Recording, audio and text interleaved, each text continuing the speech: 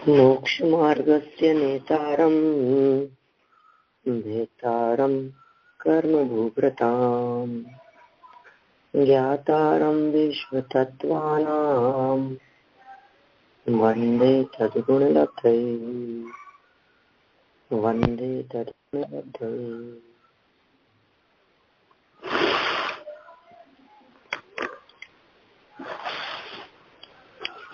तत्वार्थ राजवार्तिक नामक ये ग्रंथ है और इस ग्रंथ में अनेकांत की प्रारूपणा करने वाले सप्तभंगों की चर्चा अपनी यहाँ कल हुई है। पेज नंबर 422 पर ये सप्तभंग के संदर्भ में प्रकरण दिया है। थोड़ा बहुत हम इसको आगे बढ़ाते हैं। Page number 15।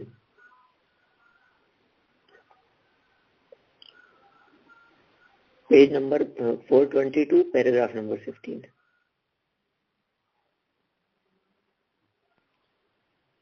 कौन सा पैराग्राफ? पेज नंबर 422 पेज है। और पैराग्राफ आपको ध्यान, यहाँ तक अपन चर्चा कर चुके थे। आपने पीछे 400। हाँ, कल सप्तभंग की बात की थी, अस्थि नास्ति ये सब। हाँ, कल हमने यही सब बात की थी, लेकिन ये अनेकांत शब्द की चर्चा और ये सब पेज नंबर 421 तक का पूरा प्रकरण हम यहाँ पढ़ चुके हैं। ध्यान है आप लोगों को? हाँ। आज 422 पेज से शुरू करते हैं हम। ऊपर से देख लीजिए, फर्स्ट पैराग्राफ से देख लीजिए 422 के। एक गुण रूप से संपूर्ण वस्तु धर्मों का अखंड भाव से ग्रहण करना सकलादेश है। क्या कहा? एक गुण रूप से संपूर्ण वस्तु धर्मों का अखंड भाव से ग्रहण करना वो सकलादेश है। बहुत सुंदर बात कह दी गई है इस पंक्ति के माध्यम से। बात करेंगे हम एक गुण की, कहेंगे एक गुण को, और उससे संपूर्ण वस्तु धर्मों का, वस्तु के जितने गुण धर्म आदि है सबका अखंड भाव से हमने ग्रहण कर लिया। तो पूरी वस्तु ग्रहण करने में आई, इसका नाम सकलादेश बना है। पूरी वस्तु पकड़ में आई ना हमारे, ये सकलादेश कहलाता है। जिस समय एक अभिन्न वस्तु अखंड रूप से विवक्षित होती है, उस समय वह अस्तित्ववादी धर्मों का अभेद वृत्ति या अभेदोपचार करके पूरी की पूरी एक शब्द से कही जाती है। यही सकलादेश है।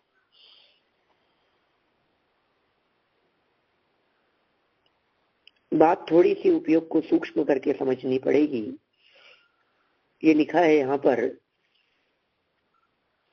जिस समय एक अभिन्न वस्तु, जिस समय एक वस्तु अभिन्न अखंड रूप से विवक्षित होगी, उस समय वह अस्तित्ववादी धर्मों का अभेद वृत्ति या अभेदोपचार करके पूरी की पूरी एक शब्द से कही जाती है।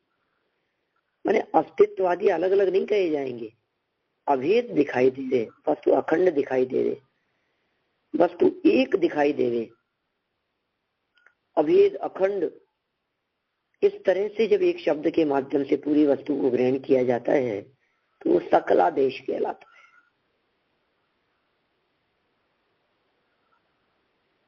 है। द्रव्यार्थिक नय से धर्मों में अभेद है तथा पर्यायार्थिक नय की विवक्षा में भेद होने पर भी अभेदोपचार कर लिया जाता है।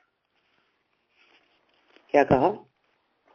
द्रव्यार्थिक नय से धर्मों में अभेद है द्रव्यार्थिक नय की अपेक्षा से, क्योंकि द्रव्यार्थिक में अभेद को ग्रहण करता है, पर्यायार्थिक में भेद को ग्रहण करता है। ऐसा ही स्वरूप है। तो द्रव्यार्थिक नय की दृष्टि से देखने पर धर्मों में अभेद है, तथा पर्यायार्थिक नहीं की विवक्षा में भेद, लेकिन फिर भी अभेदोपचार कर लिया जाता है। इस सकलादेश में प्रत्येक धर्म की अपेक्षा सप्तभंगी होती है, जैसे स्याद अस्ति एव, स्यात् नास्ति एव जीव है, स्याद अवक्तव्य एव जीव है, स्याद अस्ति च नास्ति च, स्यात् अस्ति च अवक्तव्यश्च, स्यात् नास्ति च अवक्तव्यश्च, स्यात् अस्ति नास्ति च अवक्तव्यश्च। ये वही 7 भंग कहे हैं। थोड़े से शब्द संस्कृत से रिलेटेड दिखते हैं अपने को, इसलिए हो सकता है आपको पढ़ने में थोड़ी सी जटिलता सी दिखे, लेकिन वास्तव में स्वरूप बहुत गजब का है। हम इन 7 की चर्चा कल के स्वाध्याय में कर चुके हैं। मूल बात तो जीव को देखने की है। आप जीव को कैसा देख रहे हैं, अपने आप को कैसा देख रहे हैं। मेरी अस्तित्व है, मेरा अस्तित्व है, मेरी सत्ता है, मैं कायम रहता हूँ, मैं परमानेंट रहता हूँ। माने इस तरह का जो स्वरूप है वो कहलाता है अस्तित्व। द्रव्य क्षेत्र काल भाव की अपेक्षा से वस्तु अस्थि स्वरूप है, स्वद्रव्य क्षेत्र काल भाव की अपेक्षा से। तो अस्थि एव जीव है, अस्थि ही जीव है, ठीक है ना। और नास्ति एव जीव है, नास्ति ही जीव है। जीव की चर्चा करें नास्तित्व धर्म की अपेक्षा से देखें तो निषेधात्मक नहीं है, अभावात्मक ये नास्तित्व की बात होगी। फिर इसी तरह से अवक्तव्य, कुछ नहीं कहना। इसके पहले जो अस्ति नास्ति की जो चर्चा कही है, 4थे नंबर पर अस्ति च नास्ति च, इसको 4थे नंबर पर ले लिया है इन्होंने। स्वतंत्र भंगों को पहले 3 कहा, अस्ति, नास्ति, अवक्तव्य। फिर अस्ति नास्ति, अस्ति अवक्तव्य, नास्ति अवक्तव्य और अस्ति नास्ति अवक्तव्य। कुल मिलाकर के वो 3रे और 4थे भंग के अंदर आगे पीछे क्रम इन्होंने दिया है। बाकी ठीक वे ही नाम हैं जो नाम अपन बहुत भली प्रकार जानते हैं, हमारे उपयोग में भी है, हमारे स्मरण में भी है, हमें याद भी रहता है। प्रश्न यहाँ उठाया कि प्रश्न के वश से 7 ही भंग होते हैं, वस्तु सामान्य और विशेष उभय धर्मों से युक्त है। फिर शंका हुई 7 ही क्यों होते हैं।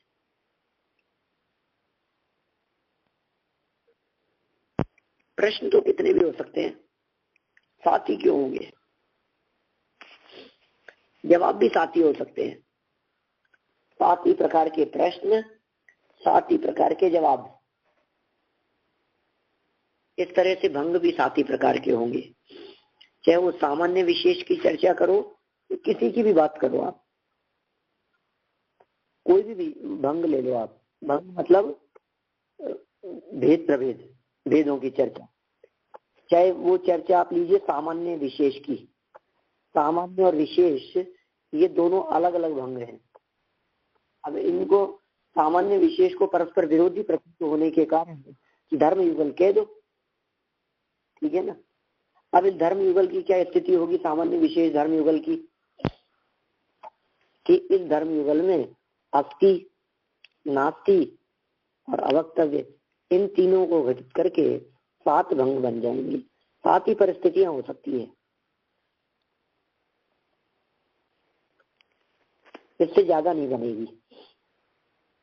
देखिए जैसे स्यात् अस्ति एव जीव है, इस वाक्य में जीव शब्द विशेष्य है, द्रव्यवाची है, और अस्ति शब्द विशेषण है, गुणवाची है।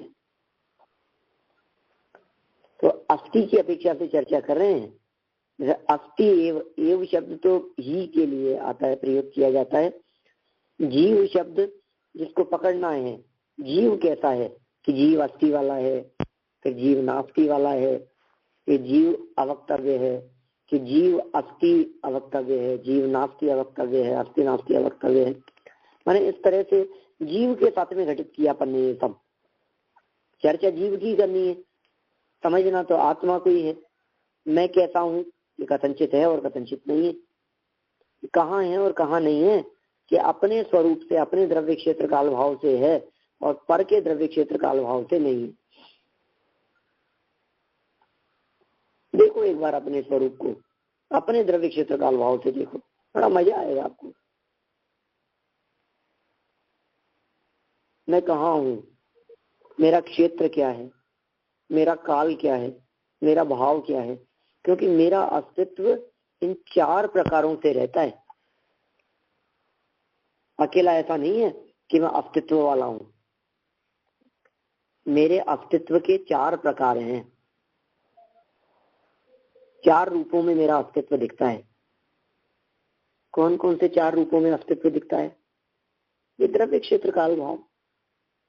मैं माने द्रव्य, कि मैं कहाँ, कि क्षेत्र, कि कब, कि काल और कैसा, स्वरूप और भाव। मैंने आत्मा के बारे में भी जाने, फिर आत्मा का क्षेत्र माने प्रदेशों के बारे में भी जाने, फिर आत्मा का काल माने भाव के बारे में भी जाने, काल मतलब पर्यायों के बारे में, आत्मा का भाव गुणों के बारे में जाने। इतनी बातें हो गई। अस्तित्व को लेकर के बात कर रहा हूं मैं। स्वद्रव्य क्षेत्र काल भाव ये अस्तित्व कहलाता है। स्वद्रव्य क्षेत्र काल भाव को अस्थि कहते हैं, अस्तित्व कहते हैं। कौन से अस्तित्व की बात करी? सबसे पहले द्रव्य अपेक्षा से अस्तित्व। मैं हूं, ये द्रव्य, द्रव्य की सत्ता, अस्तित्व अपेक्षा से बात कर रहे हैं। फिर क्षेत्र अपेक्षा से सत्ता, तो कहाँ हूं मैं? प्रदेशों को देखिए, जगह देखिए, क्षेत्र देखिए, स्व क्षेत्र की बात करना, ये भी अस्थि का ही प्रकार है। अस्थि में ही शामिल होगी ये सब बात। अस्थि शब्द की चर्चा करने पर द्रव्य भी आएगा, क्षेत्र भी आएगा, काल भी होगा और भाव भी होगा। ये चारों होंगे अस्थि की चर्चा करने पर। समझ में आ गई बात? द्रव्य क्षेत्र काल भाव इन चारों रूप से अस्थि का कथन है। क्लियर? कोई शंका तो नहीं है यहाँ तक? काल में ऐसा लेना, मैं हमेशा हूँ, राइट? मैं हमेशा मतलब काल में पर्याय पक्ष लेना है अपने को। हमेशा हूँ, वही वही वही वही वही वही हूँ, ये काल की अपेक्षा से। परिणमन पर्याय दी जाती है काल में। सदा एक सा रहने वाला हूँ, सदा शब्द कालवाची शब्द है। मैं कब हूँ, काल की अखंडता को अनादि अनंतता कहते हैं। इस तरह से काल की अखंडता को अनादि अनंतता है काल की अखंडता।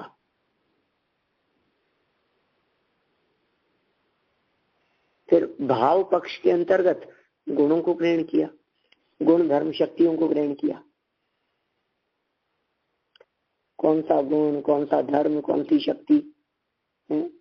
ये गुण धर्म शक्तियों को ग्रहण करना ये किसके अंतर्गत आएगा? ये भाव पक्ष के अंतर्गत आएगा। ठीक है? हाँ जी। चलिए फिर और देखिए आप इसी बात को थोड़ा सा और पढ़ते हैं। पहले इस पूरे पैराग्राफ को पढ़ता हूँ, फिर इसमें जो और महत्वपूर्ण बात होगी उसके बारे में चर्चा। देखिए, ध्यात अस्ति एव जीव है। इस वाक्य में जीव शब्द विशेष्य है, द्रव्यवाची है, और अस्ति शब्द विशेषण है, गुणवाची है। उनमें विशेषण विशेष्य भाव द्योतन के लिए एव का प्रयोग है। इससे इतर धर्मों की निवृत्ति का प्रसंग होता है। एव शब्द का जो प्रयोग है, ये एव शब्द ही पने को बतलाता है।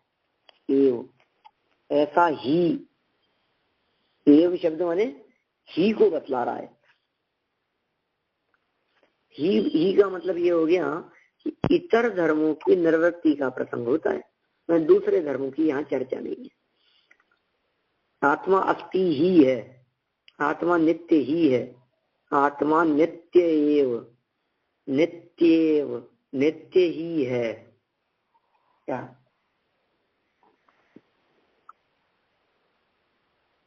अतः उन धर्मों का सद्भाव द्योतन कराने के लिए स्यात् शब्द का प्रयोग किया गया है। क्या कहा है? इतर धर्मों की निवृत्ति का प्रसंग होता है, अतः उन धर्मों का सद्भाव द्योतन कराने के लिए स्यात् शब्द का प्रयोग किया जाता है।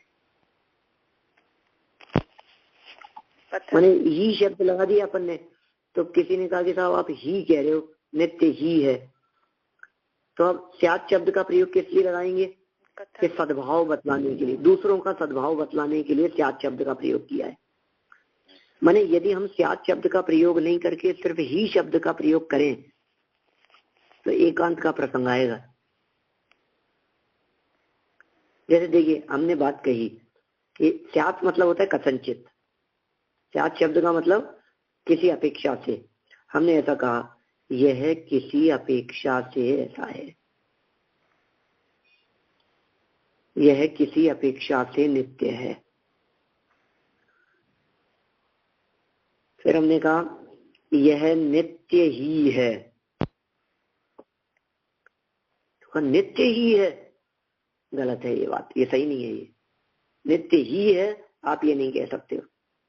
तो क्या कहना चाहिए कि यह किसी अपेक्षा से नित्य ही है,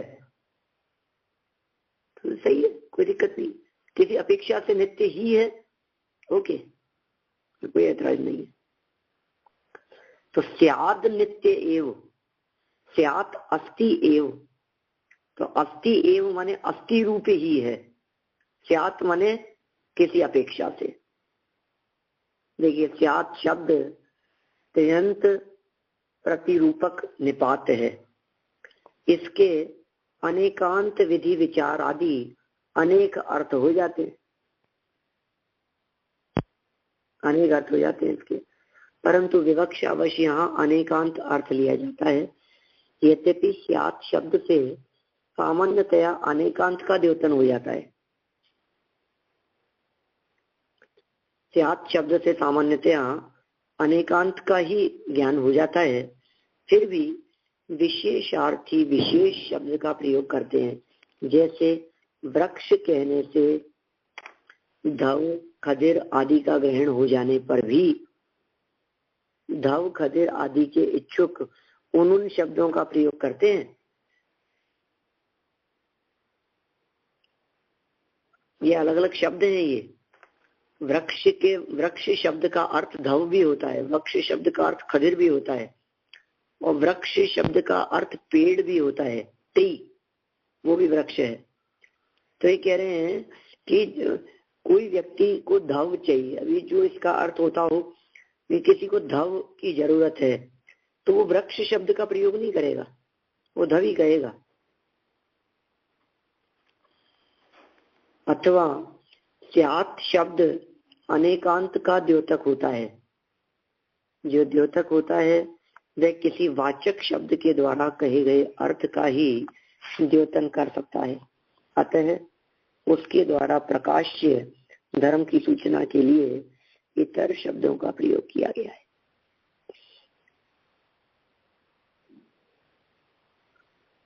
यह अनेकांत का स्वरूप क्लियर करने के लिए ये बात है, माने कौन सी जगह पर कौन से शब्द का प्रयोग किया जाए। हम नहीं कहते कि ये यद्यपि इस शब्द का यह अर्थ भी होता है किंतु ये यहाँ एप्रोप्रिएट शब्द नहीं है, इसके लिए इस वर्ड का प्रयोग नहीं कर सकते हम। कौन से वर्ड का प्रयोग किया जाना चाहिए? जो योग्य हो। जैसे बहुत सारी बातें होती है, मैं तो क्या कहूँ आपको, अनगिनत बातें आपके दैनिक जीवन में, लोक व्यवहार में, प्रयोग में आप देखेंगे, आप महसूस करेंगे, आप तलाशने का प्रयास करेंगे। आप जटिल अर्थ देखिए, शास्त्रों में दिए गए जटिल अर्थों को देखिए। तो जब आप शास्त्रों में दिए गए जटिल अर्थों को देखते हैं तो आप उन शब्दों का प्रयोग नहीं करते हैं। जैसे देखिए, जल शब्द, पानी शब्द, नीर शब्द, अम्बु शब्द, है ना, ऐसे बहुत सारे शब्द पर्यायवाची हैं। तो जब आपको पानी पीना होता है तो आप या तो वाटर कहते हैं या पानी कहते हैं, या कदाचित जल शब्द का प्रयोग कर देते हैं। आप किसी को अम्बु कहें, क्या चाहिए, अम्बु चाहिए था, अम्बु, तो एकदम तो सोचने में पड़ जाएगा कि यार ये क्या कह रहा है, क्या मांग रहा है, क्या चाहिए इसको। मेरा कहने का मतलब ये है, यद्यपि वो पर्यायवाची शब्द हैं, लेकिन फिर भी आप उन पर्यायवाची शब्दों को जान लीजिए, उनका प्रयोग मत कीजिए, ऐसा कहना है यहाँ पर। जानना इसलिए जरूरी है कि छंद अनुरोध से कभी साहित्यिक भाषा का प्रयोग करते हुए किसी के माध्यम से कहीं प्रयोग किया गया हो तो आपको उसका अर्थ समझ में आ जाए, इसलिए तो जान लेना।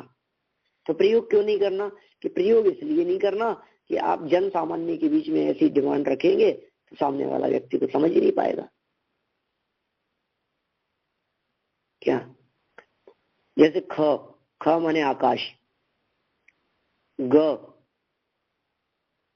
माने गमन करना, क माने पृथ्वी, ऐसे शब्द हैं, एकाक्षरी प्रयोग होते हैं इस तरह के बहुत सारे। तो आप इन शब्दों का प्रयोग नहीं करेंगे, आप ख नहीं कहेंगे। आप एरोप्लेन दिखाएंगे तो आप ये नहीं कहेंगे ख में एरोप्लेन देखो, ख में एरोप्लेन देखो, सामने पागल हो गए, क्या कह रहा है ये। गौ शब्द के भी गाय, वाणी, पृथ्वी आदि अनेक अर्थ हैं। तो आप जब किसी की वाणी की तारीफ करते हैं तो आप ये नहीं कहेंगे कि आपकी गौ बहुत अच्छी है, गौ बहुत अच्छी है। हमें बतलाना क्या है, आपकी वाणी बहुत अच्छी है, आपकी आवाज बहुत अच्छी है। मतलब हम वॉइस की बात कर रहे हैं, आवाज की बात कर रहे हैं, वाणी की बात कर रहे हैं, उसी का पर्यायवाची है गौ। गौ शब्द का अर्थ वाणी भी होता है, गौ शब्द का अर्थ गाय भी होता है, लेकिन गौ शब्द का प्रयोग गाय के अर्थ में ही किया जाना चाहिए, वाणी के अर्थ में नहीं किया जाना चाहिए, ऐसा यहाँ कहना चाह रहे हैं।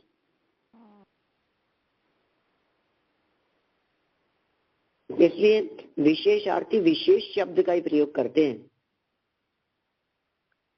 स्यात् शब्द से सामान्यतः अनेकांत का द्योतन हो गया, स्यात् शब्द का प्रयोग किया हमने, कथनचित ऐसा है, कथनचित ऐसा है। तो कथनचित ऐसा है ऐसा नहीं, जो समझदार लोग हैं वो कथनचित के स्थान पर जो विशिष्ट बात है उसी का प्रयोग करेंगे। जल्दी देखिए, समझने की कोशिश कीजिए इस बात को, थोड़ा सा पॉइंट थोड़ा सा समझने लायक दिख रहे हैं। ये जो स्यात् शब्द की यहाँ चर्चा की है, ये स्यात् शब्द लगा दिया तो अनेकांत का सूचक हो गया, तो हर वाक्य में स्यात् स्यात् लगाते रहेंगे क्या? क्योंकि हम तो अनेकांतवादी है ना, हम तो अनेकांतवादी है ना स्यात्, तो हर वाक्य के साथ स्यात्, बिना इसके कोई वाक्य प्रयोग नहीं होगा स्यात्। और क्या बतलाएं आपको, स्यात् कैसा अटपटा नहीं लगता आपको? कोई भी वाक्य कहो स्यात् स्यात् स्यात्, अरे कैसे हो गया स्यात्, क्या स्यात्, अनेकांत, अरे तो अनेकांत का सूचक है स्यात् शब्द, लेकिन हर जगह प्रयोग नहीं करते समझदार व्यक्ति। क्या करते हैं कि जो उसके लिए विशेष शब्द है उसी शब्द का प्रयोग करते हैं। कौन सा विशेष शब्द है, तो बात बताओ। मान लीजिए आत्मा के प्रदेशों की चर्चा करनी है, क्षेत्र की अपेक्षा से बात समझना चाहिए। आत्मा कैसा है कि आत्मा ज्ञानवान है, तो अपेक्षा बतलाते जाओ कि जानन पने लक्षण की अपेक्षा से आत्मा को ज्ञानवान कहा जाता है।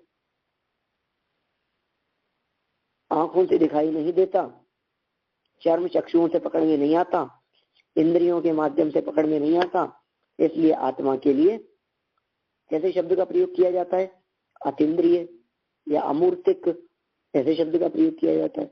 अब आत्मा अमूर्तिक है या नहीं है? आत्मा को अमूर्तिक माने या नहीं माने? है। किस अपेक्षा से?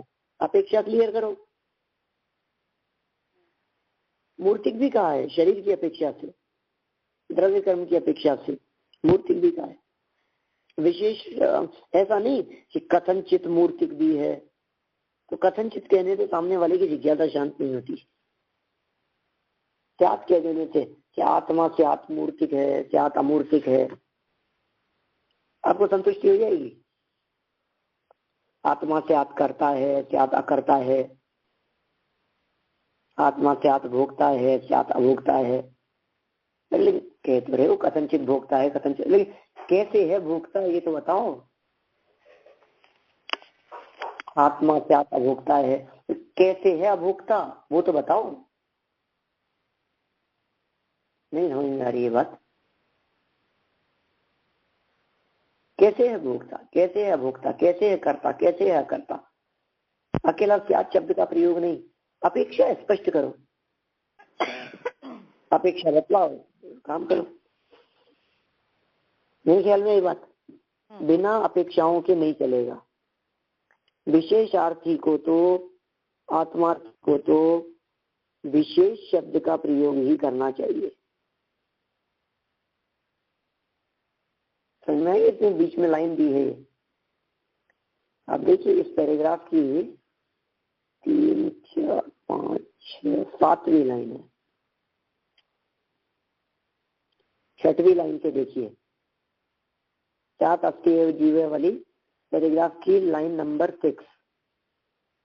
यद्यपि स्यात् शब्द से सामान्यतया अनेकांत का द्योतन, द्योतन मतलब ज्ञान, पता लग जाता है। स्यात् शब्द का प्रयोग किया तो इतना पता लग गया कि भाई अनेकांतवादी है। स्यात् शब्द का प्रयोग किया तो इतना पता लग गया कि ये बात को सर्वथा नहीं मान रहा है, संचित मान रहा है। तो यद्यपि स्यात् शब्द से सामान्यतया अनेकांत का द्योतन हो जाता है, फिर भी हर जगह स्यात् स्यात् स्यात् स्यात् स्यात् लगाना नहीं नहीं नहीं नहीं, ऐसा नहीं चलेगा। फिर भी विशेषार्थी विशेष शब्द का प्रयोग करते हैं। जैसे मैंने आपको दूसरे उदाहरण बतला दिए। ये लाइन महत्वपूर्ण, विशेषार्थी विशेष शब्द का प्रयोग करते हैं। अब हम विशेषार्थी हैं, विशेष शब्द का प्रयोग करेंगे। विशेषार्थियों के माध्यम से विशेष शब्दों का प्रयोग किया जाता है। कठिन शब्दों का प्रयोग नहीं करें, जन भाषा का प्रयोग करें, लोक भाषा का प्रयोग करें, प्रचलित शब्दों का प्रयोग करें। जैसे लॉन्च करे वो लुच्चा, मुनिराज को कहना मत कभी, केस लॉन्च करने वाले को कहते हैं, ऐसा कर लेते हैं इस तरह के प्रयोग। पागल,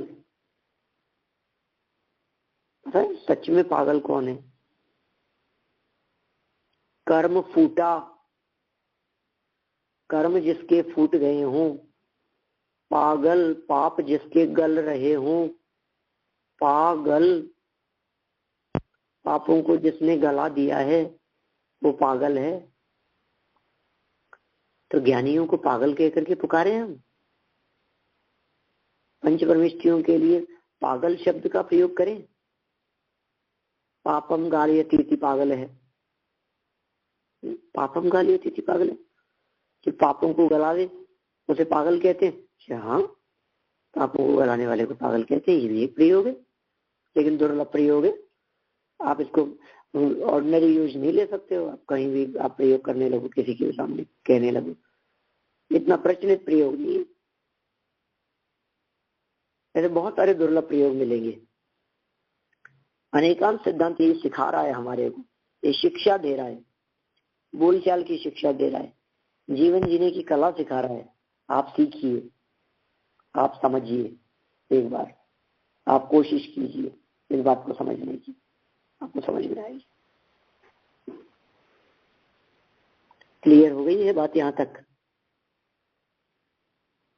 आगे बढ़ूं? हाँ जी। देखिए,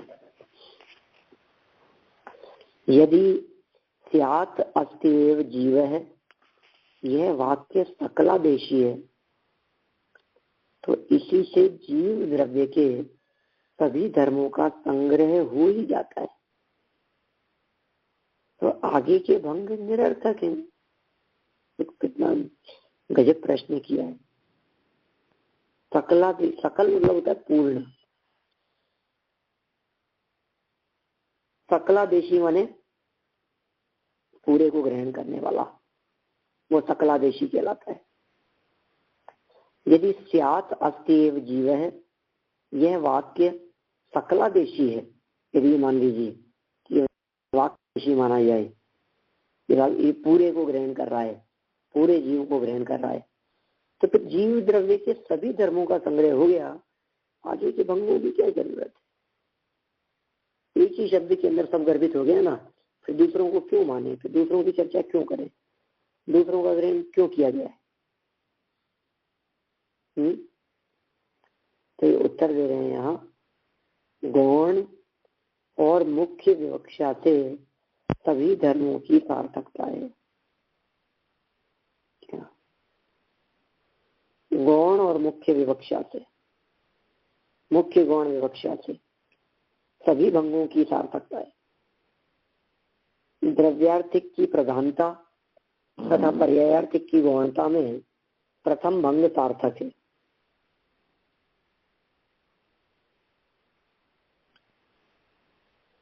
द्रव्यार्थिक की प्रधानता हो गई और पर्यायार्थिक की गौणता हो गई,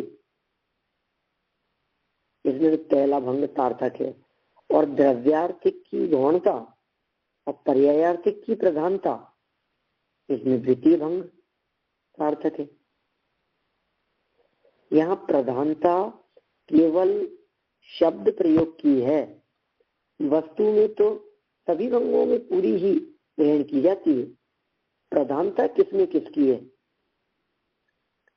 जो शब्द से कहा नहीं गया है अर्थात गम्य हुआ है, वह यहाँ अप्रधान है।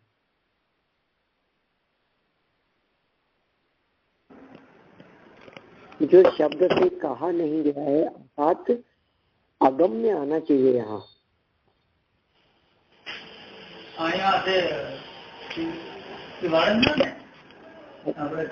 अगम्य होना चाहिए, जाना नहीं गया है, अगम्य होना चाहिए, वह अप्रधान है। गम्य नहीं, अगम्य आना चाहिए, है ना। आप इसके लिए बिल्कुल इसलिए अगम्य शब्द का प्रयोग होना चाहिए क्योंकि वो नहीं जाना गया है, तो ग्रहण नहीं किया है उस चीज को अभी।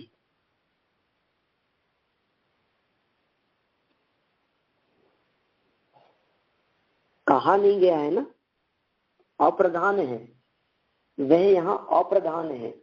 अप्रधान मतलब गौण है, गौण मतलब जिसके संदर्भ में चुप्पी लिए है हमने।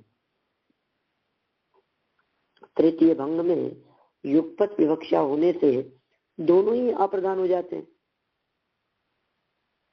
क्योंकि दोनों को प्रधान भाव से कहने वाला कोई शब्द नहीं है। देखो कि चौथे भंग में क्रमशः उभय प्रधान है, दोनों ही प्रधान है। यदि अस्ति एव एकांतवादी जीव एव अस्ति ऐसा उदाहरण करते हैं, अस्ति एव एकांतवादी, जो अस्ति ही है इस एकांत को स्वीकार कर रहे हैं, जीव एव अस्ति ऐसा उदाहरण करते हैं, तो अजीव के नास्तित्व का प्रसंग आता है। नहीं समझ में, थोड़ा एक्चुअल में क्या है, बहुत न्याय शैली का है ये विषय। मैंने आपको 2-4 सेशन पहले भी इस तरह की बात कही थी, न्याय शैली में इस प्रकार की बात की है। तो थोड़ा सा जिन लोगों की इसके अंदर बुद्धि चलती हो ना, वो इसमें दिमाग लगाएं, इसमें माथा खपाएं, तर्क करें, देखें। अपने को ये चीज थोड़ा सा ऐसा लगता है यार हम तो मानते ही है ना, हमारे को ऐसी समस्या थोड़ी है। आचार्यों के सामने ऐसे लोग थे जो मानते ही नहीं थे, ऐसा कैसे हो जाएगा? अस्ति आत्मा की अस्थि है, फिर अस्थि मानो, फिर तो अस्थि ही शब्द का प्रयोग किया है तो इसका मतलब फिर अजीव की सत्ता नहीं है क्या? ऐसा यदि अस्तित्व एकांतवादी, अस्तित्व एकांतवादी मतलब जो अस्तित्व को ही एकांत से मानते हैं, वे अस्तित्व एकांतवादी। यदि अस्तित्व एकांतवादी जीव एव अस्ति ऐसा अवधारण करते हैं तो अजीव के नास्तित्व का प्रसंग आता है। अतः अस्ति एव, यही एव का अर्थ दिया जाता है। जीव एव अस्ति नहीं, जीव अस्ति एव, अस्ति एव जीव है। अस्ति के साथ में एव लगाना है, जीव ही नहीं, जीव ही की अस्ति है ऐसा नहीं। समझ में आ रही है बात?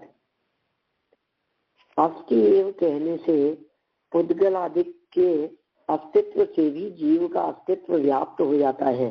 अतः जीव और पुद्गल में एकत्व का प्रसंग आता है। अस्तित्व सामान्य से जीव का संबंध होगा, अस्तित्व विशेष से नहीं।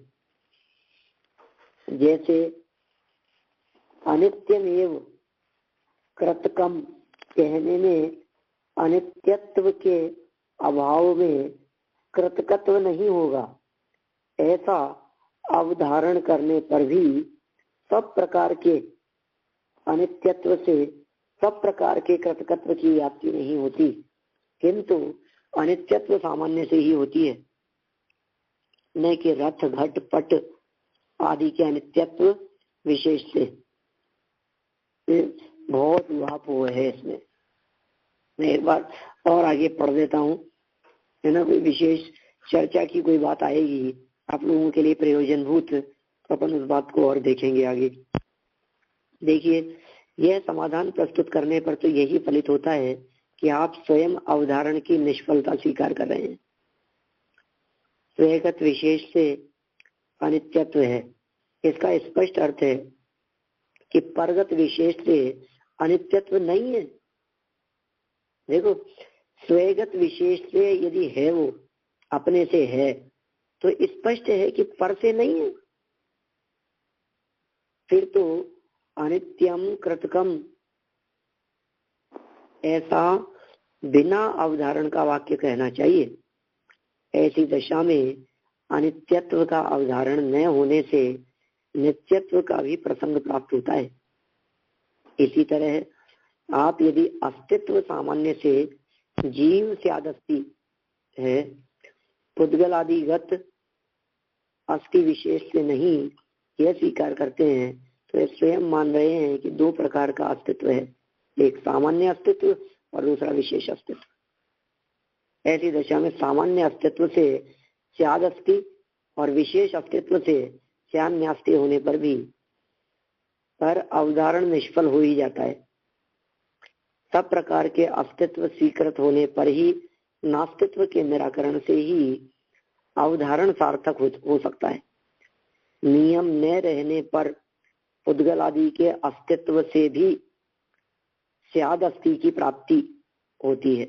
अतः एकांतवादी को अवधारण मानना ही होगा और ऐसी स्थिति में पूर्वोक्त दोष आ जाता है। बहुत तरह से ऊहापोह करते हुए, आपसे जिरह करते हुए कि ये ऐसा मानोगे तो ये दोष आएगा, ऐसा मानोगे तो ये आएगा, अकेले स्याद अस्थि कहोगे तो ये होगा, स्याद अस्थि के साथ न्यास्ति जोड़ दोगे तो ऐसा होगा। माने ये सब बहस के विषय हैं बहुत ज्यादा। देखिए, एक आगे वाला पैराग्राफ और पढ़ता हूं मैं इसी संदर्भ में। थोड़ा आप लोगों को धैर्य तो रखना होगा। वैसे खत्म हो रहा है ये 5वें अध्याय के अंदर कुछ विशिष्ट प्रकरण आएंगे। ये तो अतिरिक्त दिया गया प्रकरण है न्याय के विशेष जिज्ञासु लोगों के लिए। कह रहे जो अस्थि है वह अपने द्रव्य क्षेत्र काल भाव से इतर द्रव्यादिक से नहीं, क्योंकि वे अप्रस्तुत है। बहुत थोड़ा थोड़ा समझ में भी आता है, ऐसी बात नहीं है। आपको मगज में बैठ रही होगी क्या कहना चाह रहे हैं। इतना तो मैं मानता हूँ कि पूरा तरह से तो नहीं बैठ रही होगी, लेकिन इतना समझ में आ रहा हो कि चल क्या रहा है ये। हाँ जी। जैसे अस्थि की चर्चा की, जैसे अभी अपन ने बात कही थी ना द्रव्य क्षेत्र काल भाव, तो वही कह रहे हैं कि अस्थि है तो अपने द्रव्य क्षेत्र काल भाव से इतर माने दूसरे, तो इतर द्रव्यादि से नहीं माने दूसरे द्रव्यादि से नहीं है, क्योंकि वे अप्रस्तुत है। तो अस्थि अपने द्रव्य क्षेत्र काल भाव से तो है, दूसरे द्रव्य क्षेत्र काल भाव से नहीं है। जैसे घड़ा पार्थिव रूप से माने पृथ्वी रूप से इस क्षेत्र में इस काल की दृष्टि से तथा अपनी वर्तमान पर्यायों से अस्थि है, अन्य से नहीं, क्योंकि वे अप्रस्तुत हैं। नहीं है, अप्रस्तुत है मतलब सामने नहीं है, मौजूद नहीं है। इस समाधान से ही फलित होता है कि घट स्याद अस्थि और स्याद नास्ति है, माने घट कथनचित है और कथनचित नहीं है। यदि नियम न माना गया होता तो वह घड़ा ही नहीं हो सकता, क्योंकि सामान्यात्मकता के अभाव में विशेष रूपता भी नहीं टिक सकती, अथवा अनियत द्रव्यादि रूप होने से वह घड़ा ही नहीं रह सकता, किंतु सर्वरूप होने से महासामान्य बन जाएगा।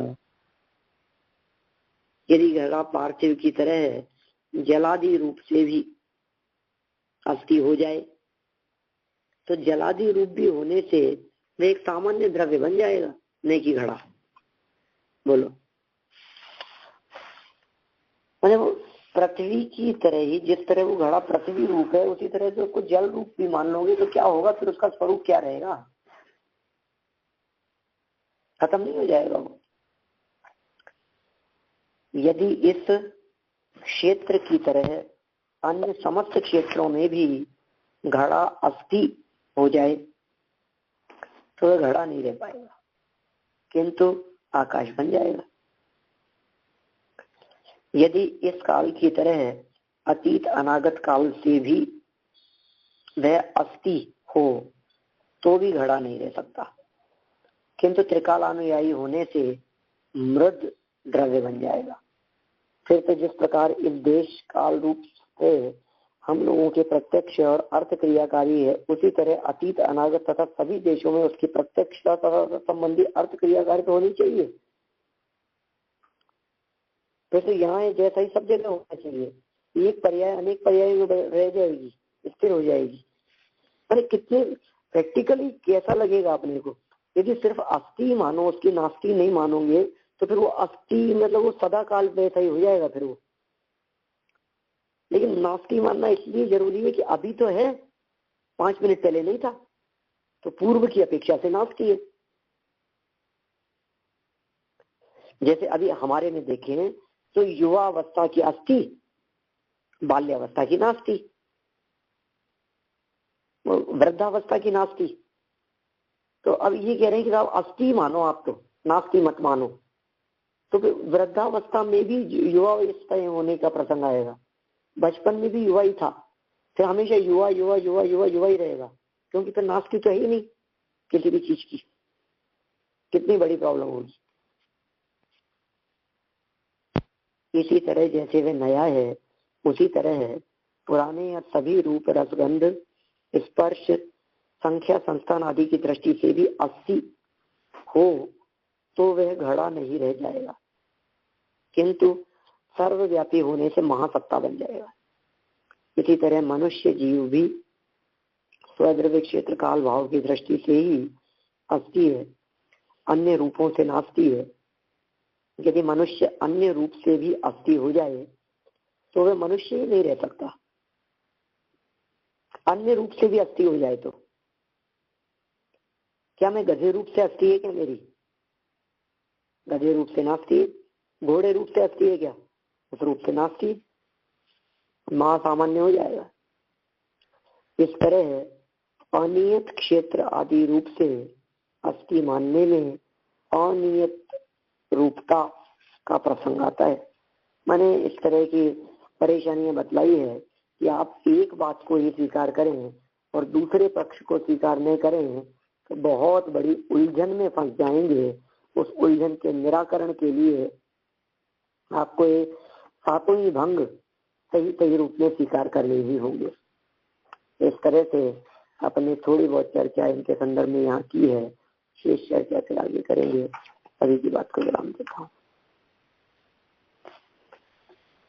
वाणी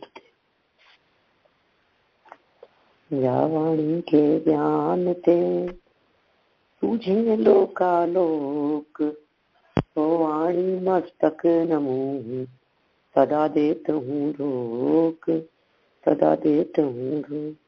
नौ बाणों का